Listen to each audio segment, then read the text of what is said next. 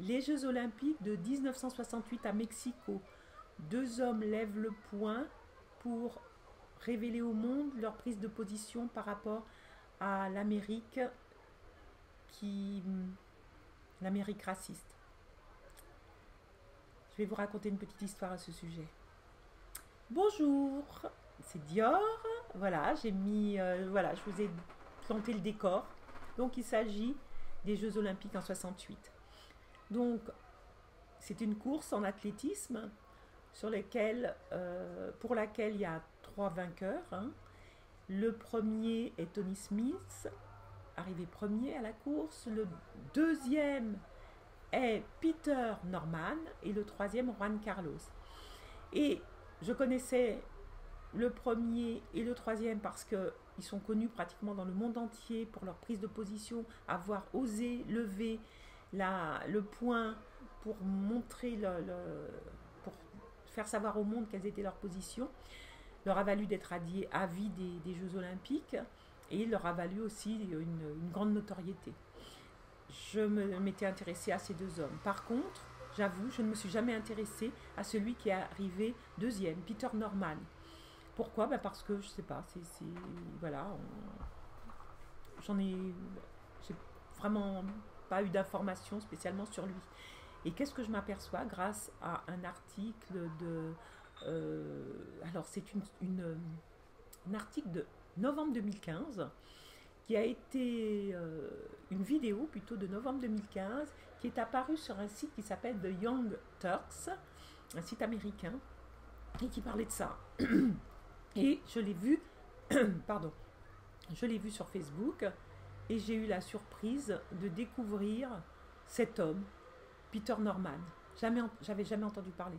Eh bien, Peter Norman, il a porté lui aussi le badge. Ils avaient tous les trois un badge, l'Olympic Project for Human Rights, et ce badge demandait que tous les êtres humains aient les mêmes droits.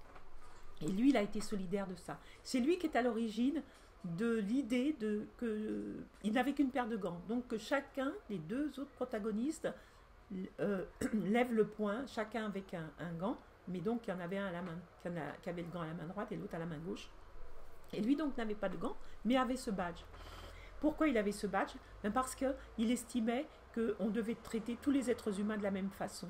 Il venait d'Australie, d'Australie blanche, il était lui-même blanc, et il n'était pas du tout d'accord avec le système, la société australienne, puisqu'il faut savoir que les aborigènes d'Australie ont été reconnus citoyens en Australie en 1967, c'est-à-dire un an avant ces Jeux Olympiques. Donc c'était quand même tout à fait récent. Et c'était quelqu'un qui était contre l'attitude, enfin contre tout ce qu'on offrait, ou ce qu'on n'offrait pas plutôt, aux aborigènes. Et donc il a toujours été solidaire de l'action de Juan Carlos et Tommy Smith. Quand il est rentré dans son pays, après ces Jeux Olympiques en 68, on lui a demandé de renier, de changer ses positions, de renier ses idées, et voilà. Et comme il n'a pas accepté, eh bien il n'a jamais eu de profession, de statut qui aurait dû être en accord avec le fait qu'il était arrivé deuxième à cette course aux Jeux Olympiques. Il n'a jamais rien eu. Donc il a juste été professeur de gym, il a dû chercher lui-même un emploi, et il a même été boucher. Il a été renié par sa famille, il a été renié par la société entière australienne. Il n'a pas été sélectionné pour les Jeux Olympiques de 1972 alors qu'il était arrivé troisième dans les sélections de son épreuve. Et ensuite, il n'a jamais eu quelque honneur que ce soit, bien au contraire, on lui demandait régulièrement de renier ses positions, il n'a pas accepté.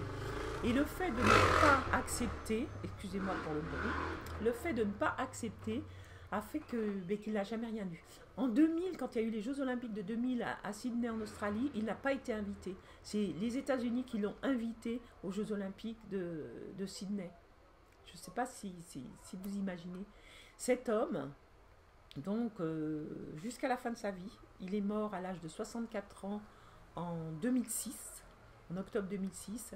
Cet homme n'a jamais renié ni son amitié avec Juan Carlos et Tommy Smith, ni ses prises de position pour les droits de tous les êtres humains. Et donc, je veux lui rendre hommage. Je veux lui rendre hommage parce que ce sont ces personnes qui sont absolument inconnues et grâce à Internet, on a accès aux informations. Ce sont ces personnes qui peuvent nous donner la force à nous-mêmes d'avoir des prises de position et de vivre en accord avec nos valeurs et de garder nos valeurs et de ne pas nous soumettre. Alors, à chacun après de vivre, mais vraiment, ce sont des sources d'inspiration. Et je remercie énormément ce monsieur, Peter Norman, de nous inspirer grâce à sa vie. Merci. Et moi, je vous dis à très bientôt. Je vous fais des big bisous. Bye bye.